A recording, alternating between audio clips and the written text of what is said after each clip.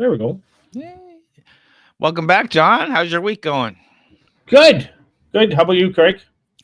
Things are going good. Time Yeah. is flying. The year is flying. I haven't really, normally I come into January with the whole year planned out, and I'm still working through that now. So, It's crazy. Yeah, I can't believe that next week is the last week of January already. Or, well, as we're recording this. yeah, lots going on, and the world changes so fast. Like just all the news and the science and the releases that have happened since the beginning of the year. Never mind, you Yeah. know.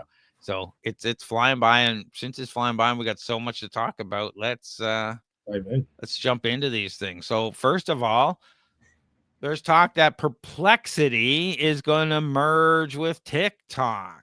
Yeah. What happens when the brainy evolution of artificial intelligence meets the captivating world of viral dance challenges? You get a tech merger poised to turn content creation on its head. Welcome to the fascinating union of Perplexity AI and TikTok.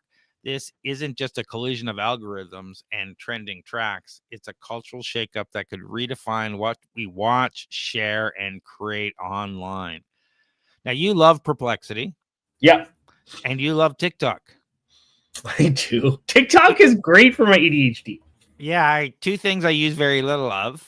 Yeah. 99% of my TikTok use is you sending me the links because I'm more of a YouTube person, Yeah. which is just the way it is. Mhm. And I don't use Perplexity AI as much as you do. I've used it a few times, but I'm working on other versions of different things.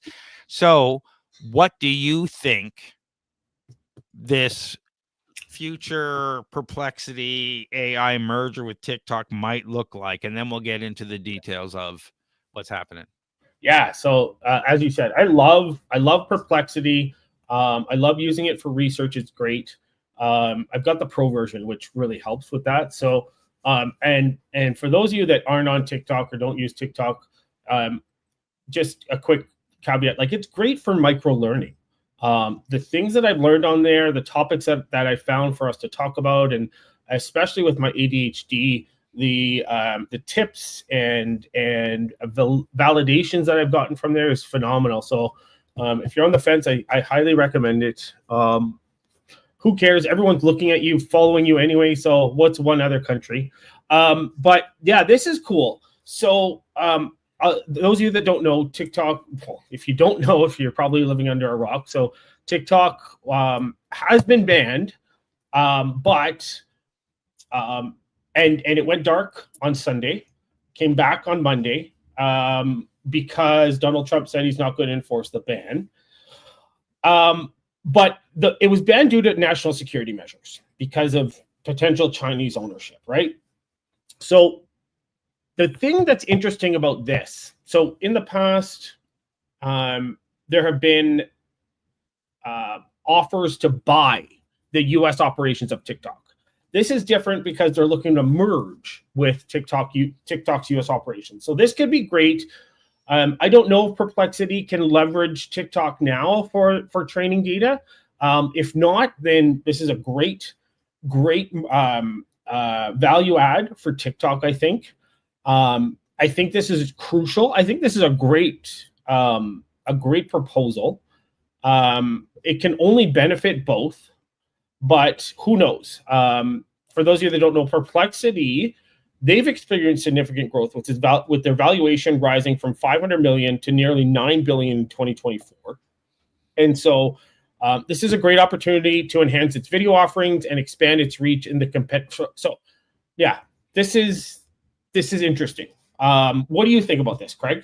Well, let's get down to it. TikTok went dark for a few hours yesterday, January 20th, as ByteDance reached the U.S. Supreme Court imposed deadline to divest TikTok's U.S. operation. So they were told that they have to divest at least 50% of their operation or be shut down. Yeah. The temporary shutdown caused widespread concern among users and businesses relying on the platform. Now, I checked a couple of times during the day, and I didn't see that it was down. Was it down in Canada for you?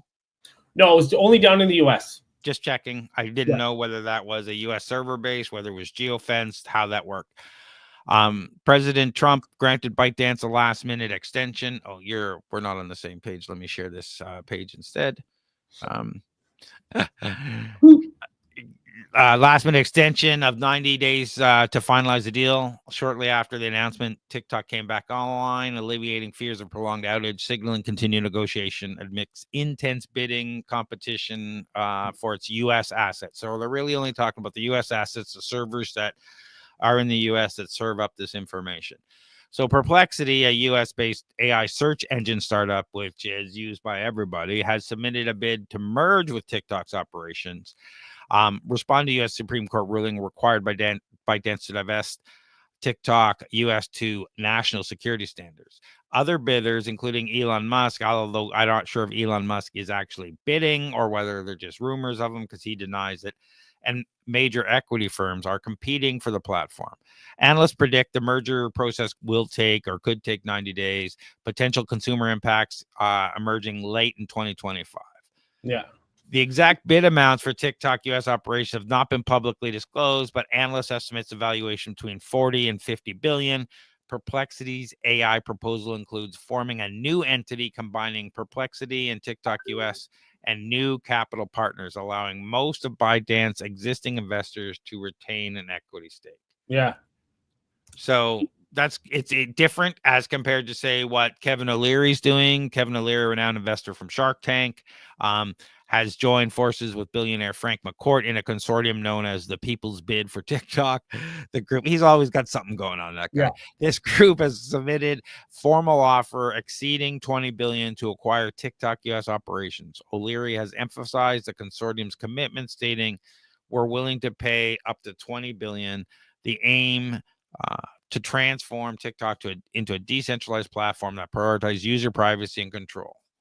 So we'll see where that goes. Yeah. So it's funny, just for those of you like this whole thing was to try to get away from China kind of getting their claws into the US. But what's funny is this ban ended up, I don't know if you know this, but people ended up going to this really hardcore Chinese app called Red Note. And so it kind of backfired. Their strategy for this kind of backfired, but it's interesting. But I think a merger is more likely than a buyout. What do you think? Well, they only have to give up 50%, so it's going to be a merger of some sort, right? You know, and again, it might be 51%, but I think it'll be a combination of these things because Perplexity just doesn't have the money. Yeah. So what this would look like. I'm also concerned that U.S. regulators would have concerns about an AI company merging with and giving them even more data potentially, or what that might mean. Yeah. But I sit back and say, this is very interesting, where we see this is an interesting play because Perplexity sees a future where Elon Musk is looking at his building out his video platform more and more, and everyone was talking about, what if Elon gets this and he's got his XAI, so all of a sudden he's got his AI platform built on this, and Perplexity is like, well, but we could be the next Google between the two of us, TikTok and Perplexity, from a YouTube search engine video serving point of view, we could take on the world between us. So that is an interesting offering. So we'll have to see. Just so you know, I've been on TikTok. I've been following this new company called Neptune, and they've been raising money. They're trying to be the next. They're trying to be a U.S. TikTok, but they're like I think they have an MVP. They've got a sign up sheet. So shout out to Neptune. Hopefully, you guys can accelerate your raise and get some traction there. But it'll be interesting to see where this goes. Yeah, and I see online everyone's going to Red Note, and it's hard because there's no English in it and stuff. But I thought everyone was going to move to Lemonade, by the makers of TikTok. It's Lemon and the number 8. I've never even heard of it. So there's a tip right there, I guess. I thought people would be jumping to that, and I think we could see really enhance AI-driven personalization and improve creator tools with an integration with Perplexity and TikTok. And when you look at the TikTok store and the integration of some of these things and some of the tools that are third party right now, Twitter and Perplexity could start integrating all of that internally and really start taking advantage of some of those things. So For sure. it really, this could really have an increased convergence of AI and social media. But I guess when I sit back and say, our social media is getting more and more dominated by AI created, like AI content. And like every once in a while we get in trouble or someone gives me grief that our intro is an AI intro. It's like, okay, I was playing around and we talk about AI and stuff, and this is just an example, maybe, but we're really here doing this work and talking about this stuff. And sometimes, again, we get it wrong. But however, there's always different concerns about AI and AI content. Once you start integrating AI with the platform, AI content is going to become more and more and more prevalent. It just naturally becomes so. Or we might have an AI battling AI, but we already know that their AI content is not discouraged on these platforms. Yeah. It might just be my end, but you're really cutting out on me. It might just be on my end, though. Sorry, I hope. Am I cutting out on you? Not that I've heard of, so it might be my end. Yeah, it's probably your end then. Just a heads up. All right. What are you thinking about this? Like, is it going to be Perplexity? Do you think you use TikTok way more than I, and you use Perplexity more than I? What do you see as a future of the two being merged? What a year from now they're together? What does that look like inside the app? Sorry, I barely caught that, but I think I caught a little bit of it, but I don't think Perplexity will merge with TikTok. I don't know. I hope that Elon doesn't. But I'd be surprised if OpenAI wasn't trying to get in there as well, but just quietly, or even Claude. But is Claude American? I can't remember, but Anthropic. I think they are. But anyways, I'm not sure. Honestly, like typically I would have an opinion, but there's just not enough information for me to make a prediction, if that makes sense. But I don't think Perplexity will be the one to merge.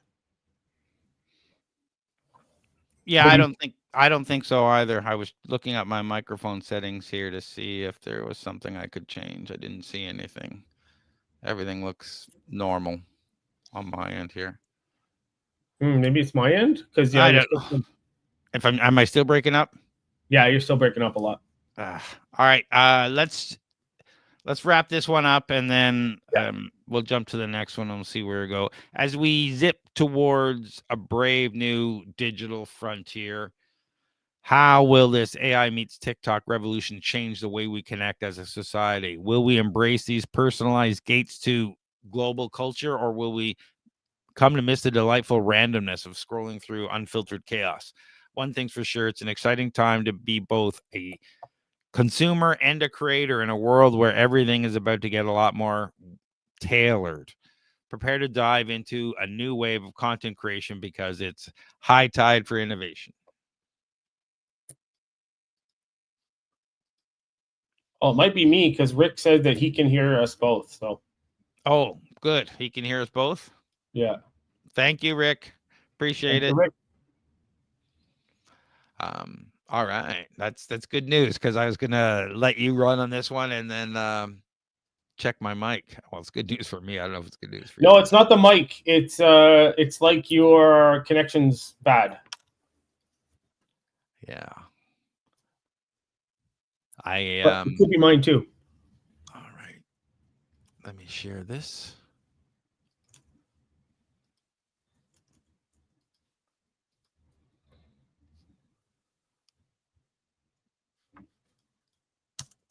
Imagine a world where power of quantum computing isn't just in the hands of a selected few tech titans, but open to curious minds everywhere. Well, buckle up, tech enthusiasts. We're diving into the exciting universe of open source quantum computing. Oh, Let's start a different one. This is not open source quantum computing. This is quantum teleportation we're going to be talking about. Too many quantums. Have you ever wished your internet could function faster than a cheetah on a caffeine rush? Well, buckle up, because quantum teleportation is about to take us there faster than a quantum particle can say entangled. So, John, you're the expert in all things quantum, as it were. What's going on here, and what are we teleporting? Far from an expert, guys. Like, seriously, my expertise is limited to what I read. I don't have any degrees in quantum or anything like that, but I do read a lot of all the tech stuff. So this is really interesting. So Northwestern University engineers, what they've done is they have achieved a milestone in quantum computing and communication. What they did was they've demonstrated quantum teleportation over standard fiber optic cables, which are carrying everyday internet traffic. So it's cool because it shows that quantum communication may not require dedicated lines, which means that you potentially could integrate quantum and classical data sharing. So what they did was they successfully transmitted quantum signals, which is information carried by photons, alongside regular internet data without losing integrity. So this is cool because they've overcome a major hurdle in making quantum networks practical, because it allows quantum information to coexist with classical data in existing infrastructure. So we don't have to build new infrastructure, which is awesome. What they did was they used entangled photons to enable secure, pretty much near instantaneous data sharing. And as we know, that's crucial for quantum networks. So what they did was they identified a specific wavelength. That wavelength experiences less interference from classical signals, and they added special filters to reduce noise from normal data traffic. So again, the development itself, what it does is it challenges the assumption that quantum signals would be overwhelmed in real-world cables teaming with classic communication. So it's really interesting. There are some implications that we can dive into, but what are your thoughts on this, Craig? Because you're always skeptical a little bit when it comes to quantum itself. Well, it's a brave new world, and I'm skeptical because of the types of stuff we hear about quantum, not so much quantum itself. I think quantum computer and quantum entanglement, all this stuff exists, and we're going to be able to take advantage of it. But when we talk about things like the quantum chip from Google called Willow that utilized its multiverse companions to process something that would take otherwise 10,000 years in minutes, I wonder. Okay, so that's why we say skeptical. I wonder about those things. So what are we teleporting in this particular thing that they have implemented? So they're and I put teleporting in quotes because what they're doing is they're teleporting photons, which is carrying information. So it's so we're talking about real-time instant communication across the globe here. So for example, because we do this now, like we're on the internet live talking, and though we're having some delays or some issues right now, potentially. Funny that we're covering this and we're having internet issues. Yeah, this would prevent all of that interference. Absolutely. Whether it's going across normal cables or whether it's actually quantum entangled to another screen or something across the world. So we could be instantly communicating with no delay. And I would suggest utilizing almost little to no bandwidth because of the nature of the communication, and with little to no error. Yeah, exactly. And there's some implications for cybersecurity and computing, where the security of quantum methods, where any tampering would be immediately detectable, which makes quantum networks ideal for critical operations in, say, finance, defense, and also the development of quantum key distribution systems that enhances the encryption capabilities beyond what's capable with classical methods. On top of that, this technology could enable distributed quantum computing, where multiple quantum computers in different locations can be linked, which pretty much solves the scaling challenges faced by individual quantum processors, right? So, really cool stuff, really cool potential here. Yeah, and it confuses me a little bit, I have to say, when we talk about, okay, we're achieving this over a standard fiber optic cable. Great. And we're using photons. So we're entangling photons and somehow sending them across fiber optic cables, but we're not physically moving the particles. Yeah. I haven't dived down into it, but yeah, that's what quantum entanglement is, right? So I guess what I don't understand is why we need the cable if we're not moving the photon particle. It's a good question. We should get a quantum expert in here. Yeah, and I think we know some quantum computing people, and I think we Yeah.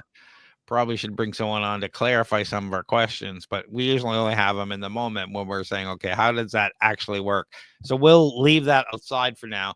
But this breakthrough allows quantum and classical signals to coexist in the same infrastructure without interfering with each other. So this breakthrough, if anyone listening has any insights, let's discuss those. We can definitely revisit this in the future for sure. Yeah, I'm going to reach out to one person who's talking about batteries and hopefully get them on, because they seem to have done some research, and I guess they're investing in one of the silicon battery companies. Current implementations of quantum teleportation have a 10% error rate, but advancements are rapidly improving efficiency. And 10% error rate is a lot better than it used to be. So things are really coming along. And this is error rate for quantum teleportation, not just error rate for quantum computing stuff. So special filters and optimized wavelength mitigate noise from classical traffic, and quantum key distribution networks are already operational in cities worldwide, showcasing real world potential. So it's amazing. They reduce latency, enhance security, interception proof communication. It seems like, a huge leap, but is it, I guess, hugely because it's secure and there's no delay. But again, we use the internet all the time to do something similar. It's just we have acceptable jitter, acceptable delays. Yeah. But they're not secure. Anybody can see them. So when are we going to see this in real life, John? we're at least 10 years out from it. I don't know, maybe 5 years, because now they've been able to do it over classical fiber optic, but we're ways away from something where you can go out and buy a quantum computer or get on a quantum network. I think for now it'll be strictly limited to maybe military or research. Finance will be the first. You say military research, but we talking about when they built the high-speed direct fiber network, and they built the line, so they had to bought the property so they could run it as straight as possible to cut out milliseconds of traffic. They spent billions and billions. Like, when they can do this instantly across the world with no delay, finance is first. Yeah. Anyway, that's where I would see this going, because it's gonna save when you can jump in line in front of other people because you're just that much faster to respond in financial trading, you make the money. Yeah. So, for instance, scientists from various institutions have successfully teleported quantum states across hundreds of kilometers, a feat that was once thought to be nothing more than a theoretical exercise in quantum mechanics. So I'm excited to see where this is going. It has several challenges that must be addressed before quantum teleportation can be widely adopted. Technical limitations related to existing infrastructure among the most significant hurdles. Scalability, accessibility remains considerable issues because it's expensive. integrating quantum networks with existing systems necessitates substantial innovation and investment. I'm not sure most people are ready for that. So there's a lot of hurdles here. But this is a big move forward. And, as we progress, we have come a long way in the last 2 years on quantum computing, and it's looking more and more like a reality.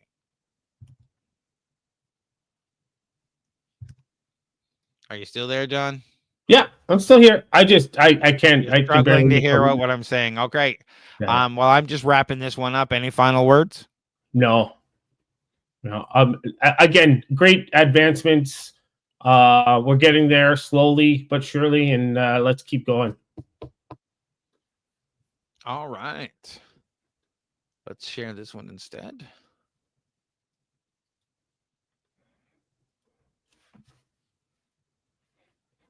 So lots of startups are trying to save the world via ocean geoengineering. What's going on here, John? Yeah, this is cool. So it's not just one startup, but there's multiple startups that are developing technologies to leverage the ocean's natural carbon absorption capabilities to help combat climate change. So there's companies like Captura, Running Tide, and Aquatic that are at the forefront of this field of marine carbon dioxide removal, or MCDR. So what they're doing is they're employing different approaches, from growing kelp forests to developing electrochemical systems that extract CO2 directly from seawater. So for example, Captura, they've developed a system that uses tightly focused beam of light to capture and manipulate microscopic particles in seawater, which is essentially effectively removing dissolved CO2. Whereas Running Tide is exploring the cultivation of kelp forests on biodegradable buoys, allowing the kelp to absorb the CO2 as it grows before sinking to the deep ocean floor. And then finally, Aquatic, they're combining CO2 extraction with green hydrogen production, my favorite, addressing two critical climate challenges simultaneously, which is cool. So it's gaining momentum. There's significant funding and support from both private and public sectors. The X Prize carbon removal competition and the U.S. Department of Energy's carbon dioxide removal Purchase Pilot Prize have included marine-based strategies among their finalists, indicating that there's a real growing recognition for using the ocean to capture carbon. But the critics are saying they're warning of potential risks to marine ecosystems, and they're also questioning the long-term effectiveness of such approaches. So the London Protocol, or London Convention, they've called for careful evaluation of these marine geoengineering techniques. So I don't know. What are your thoughts on this, Craig? I am excited about anything that's going to clean up our waters and clean up our world, actually doing the cleaning. I'm not excited about startups that are injecting crap into the air to do stuff, because that we have no idea what it's going to be. But if we can take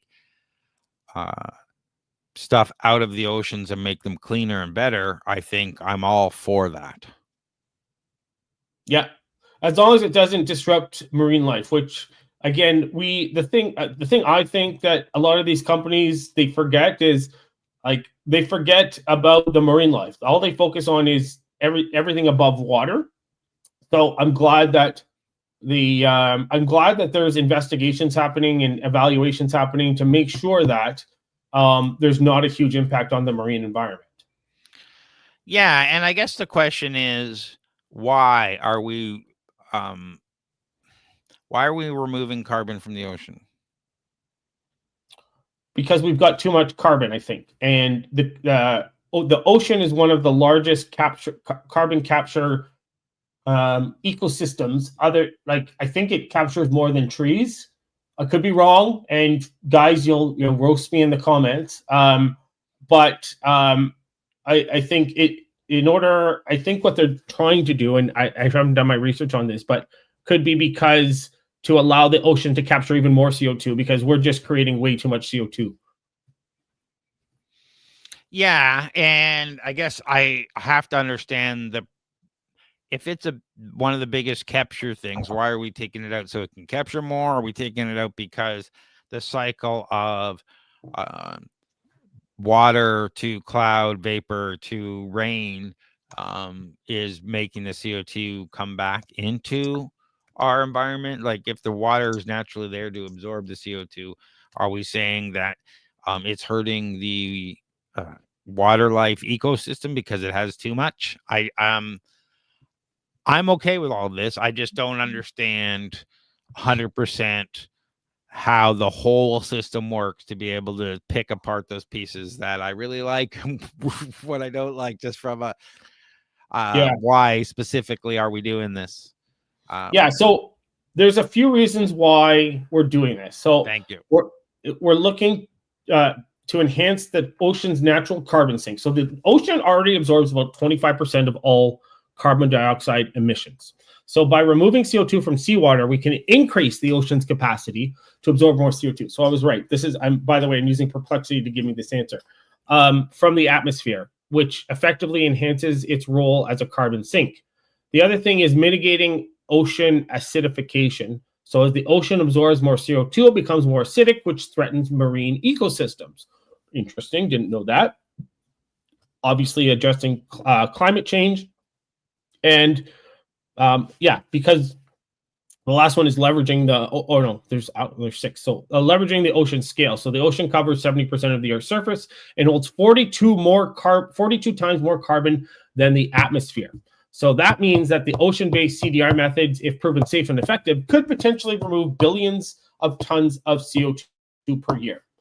And then there's some other ones that we already talked about. So the other thing too is we need to restore the ocean's chemical balance because of the acidity. So there you go. And that I understand. Where does the carbon go when we extract it? Where do we put it? Yeah. That's a question. Do we know? I didn't see that in. This is a process where they take it out of the water. What do they do with it? Do they put it in natural aims to address climate change by enhancing natural carbon sinks? All right. Anyway, I like the idea of all of this. Sorry, I have more questions than answers on some of these. And I think the more startups, again, startups are stuff we love to work with, and they tend to move faster than big companies and try a whole bunch of different things. I'm really interested in seeing where some of these go. So I like the bubble curtains to mitigate hurricanes and another carbon capture. I like leveraging kelp for carbon sequestration. So that's an interesting way. Again, if the ocean alkalinity is changing because there's too much CO2, then that's definitely something we want to be looking hard at. And over time, what was the CO2 in the ocean 100 years ago, 1,000 years ago, and what level does it need to be at to get our fish thriving, and that ecosystem at the right balance? Like you said, we got to make sure we don't impact the ecosystem. And different ecosystems might have different levels of CO2 they require, which might be a delicate balance. But again, same thing when we're putting out those windmills out in the ocean or on islands. They have an impact on the fish and the whales and whatnot that seem to be happening. At least there's research into that. And I think that's why they're stopping to put the poles in the ground and building those islands so they don't have the same effect. Because we were talking about that man-made island they're building and putting all the powered windmills on that rather than sticking them directly into the water. I think those are different aspects of, okay, we tried this. We understand there's an impact on the ecosystem. Let's try this other thing and see if there's less of an impact on the ecosystem so we can change. These things are always great as long as we are keeping those things in mind, that we have to really look at the negative impact versus the positive impact and making sure overall the world is becoming a better place by what you're doing. Yeah, absolutely. Can you hear me any better? Yeah, much better. Did you do something? I didn't do anything. Yeah, you're back to perfectly now. So here's a question for you, our great audience out there. As ocean geoengineering pushes forward, potentially reshaping our relationship with the environment. Are we stepping into a new era of ecological responsibility or sailing into uncharted waters? Let us know your thoughts and stay tuned as we continue to explore the fascinating world of tech innovations transforming our planet.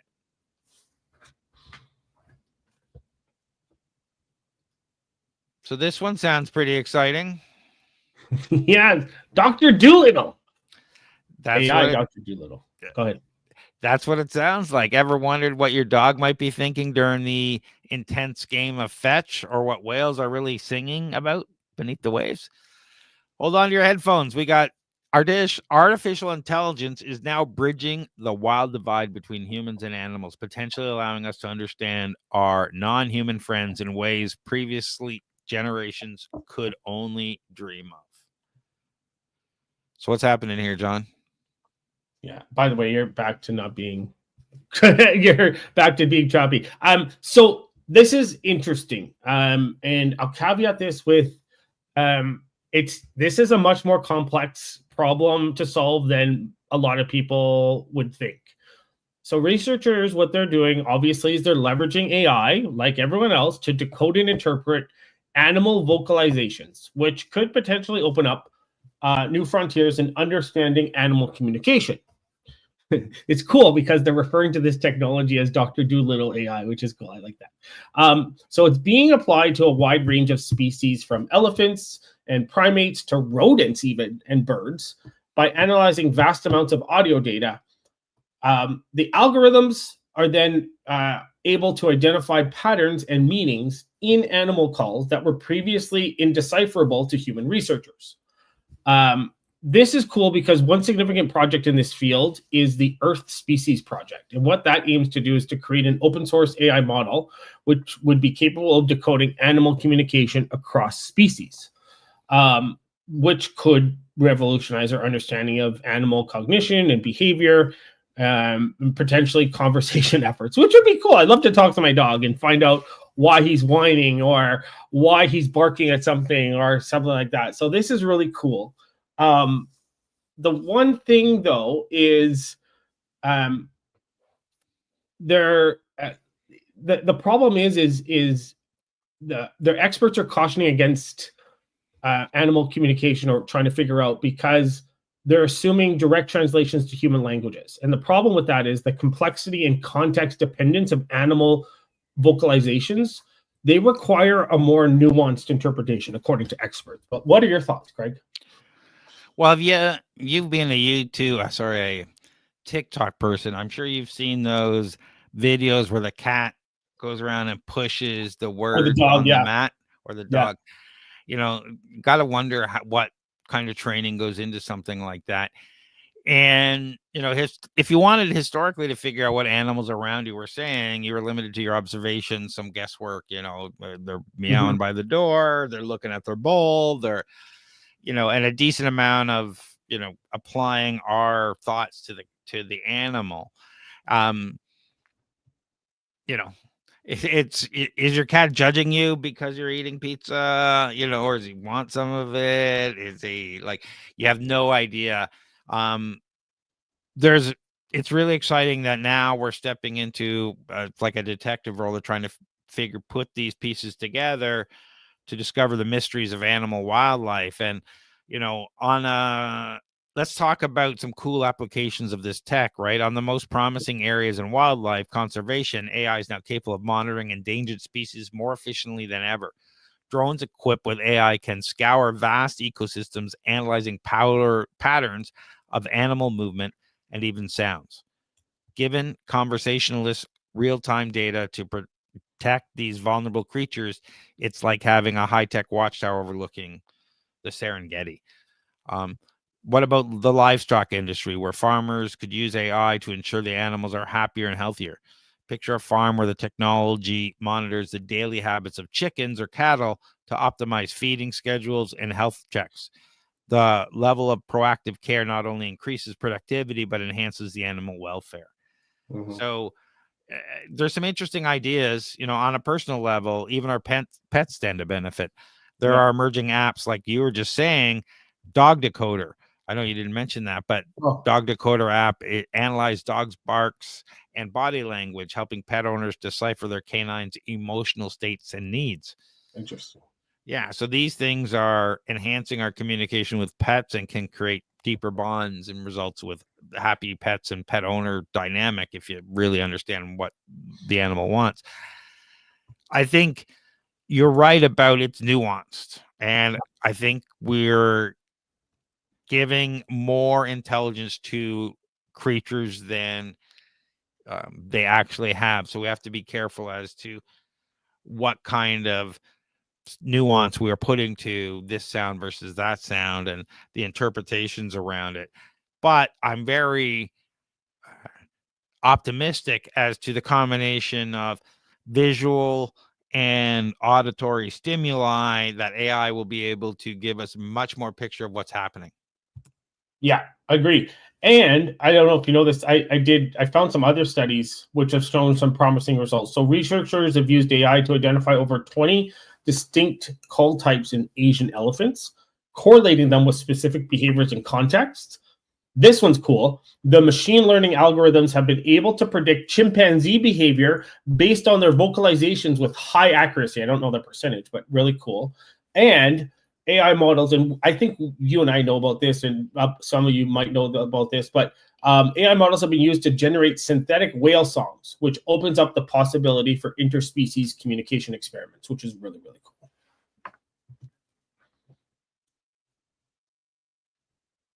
You're on mute. Always something, right? They're really happy with where they're going because, AI analysis helps unravel sperm whales, phonetical alphabet. AI tools can track dolphins now and spot their regional accents.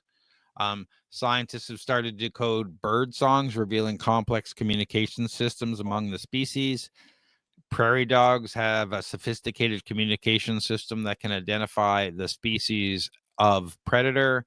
There are a bunch of interesting things happening here that would not have been possible before. Yeah. I really am interested in the future of the Dr. Doolittle AI, as it were. It's probably several years out as we look ahead in 2025 and the predictions from Sam Altman and others on not just AGI, but artificial superintelligence leads us to believe that animal communication is not that far away. No. As soon as we reach some artificial superintelligence, they can overcome these things, I would assume, at a much faster level than we can. For sure. Absolutely. So we talked about, decoding whale songs. We talked about dog behavior. As we stand, let's not overlook the cultural influence of this. Movies, documentaries are increasingly highlighting AI's role in communication, fueling the public interest support for wildlife research. When society tunes into these narratives, it invites people to see wildlife not just as subjects of study, but as integral parts of our shared ecosystem. And I take a step back and say, well, as soon as we can understand their language and communicate with them, does that mean we have to give them more rights? Maybe. So as we stand on this technological frontier, we're faced with a fascinating question. If AI can manage to decode the language of the wild, what other kinds of communication might remain hidden, waiting to be uncovered? Could we one day have a meaningful dialogue with the natural world around us? Share your thoughts. And who knows, maybe your next chat could be with your local owl.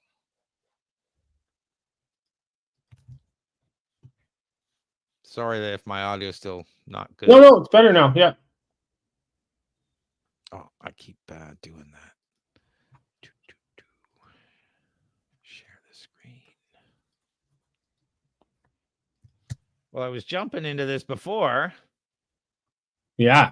The world of open source quantum computing. Now, quantum computing is usually left to the ultra rich state, military, but imagine a world where the power of quantum computing isn't just the hands of tech titans, but open to curious minds everywhere.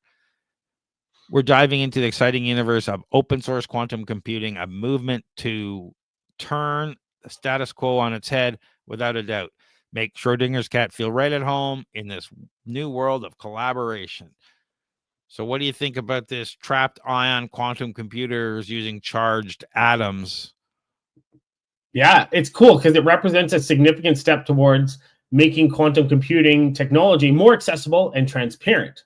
So yeah, like you said, it uses calcium ions as qubits, which are trapped and manipulated using electromagnetic fields, which is a method known for its stability and long coherence times. Now, the cool thing about this is AQT1, which is what they're calling it.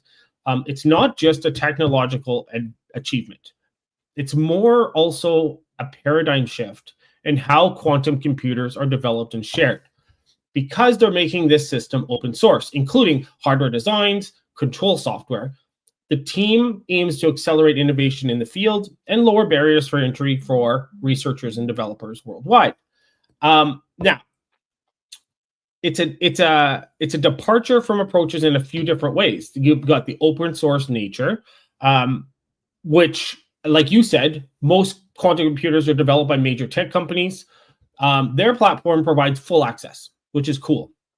So what that means is researchers and developers can contribute and benefit from the shared ecosystem.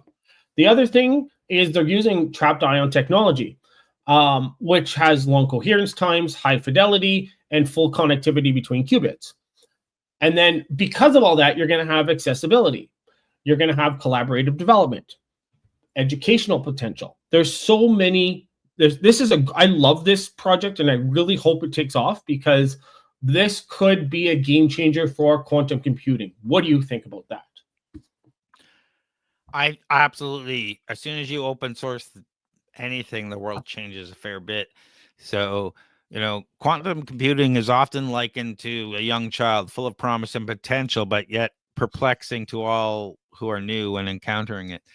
So this represents a monumental leap forward in problem solving, offering speeds that make even the fastest classical computers look like they're stuck in a dial-up nightmare. We talked about the Willow chip being able to solve a problem that would have took 10,000 plus years for traditional computers in a matter of minutes.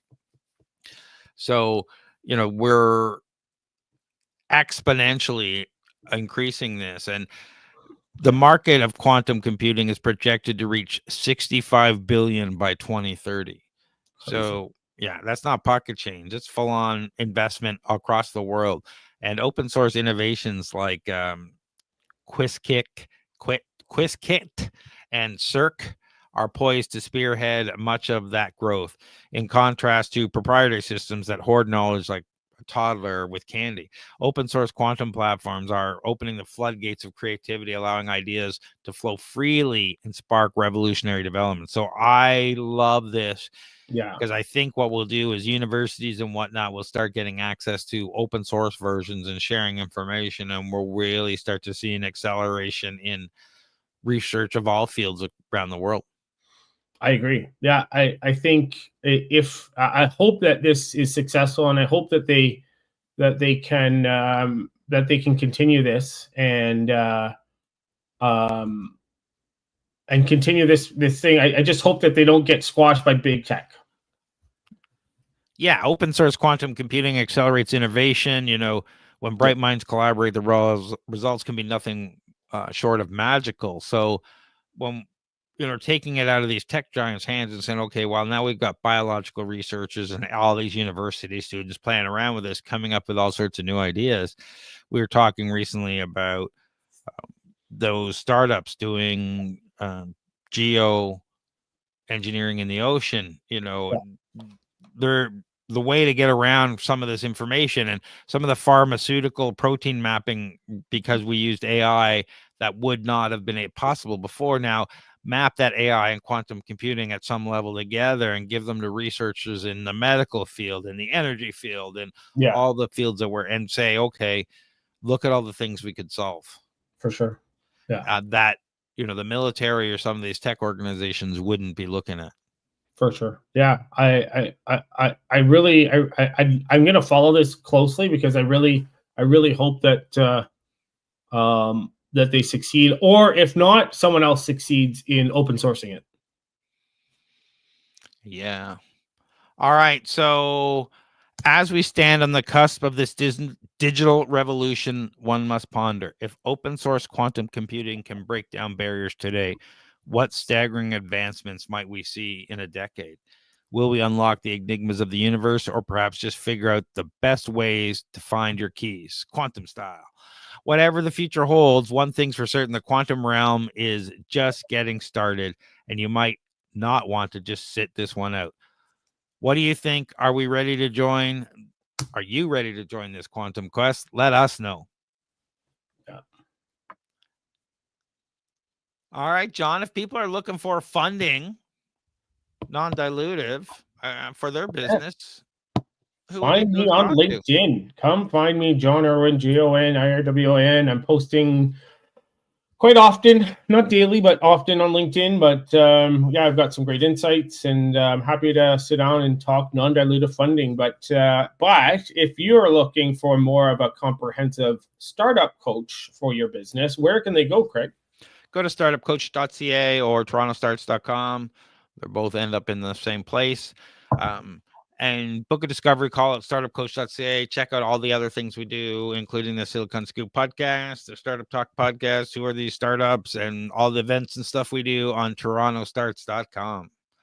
Awesome. And obviously, if you want to join us in person in Toronto, check out startupdrinksto.com. We host monthly investor startup pitch events where people drink and network and pitch, and it's a good time. So check out startupdrinksto.com and come see us live.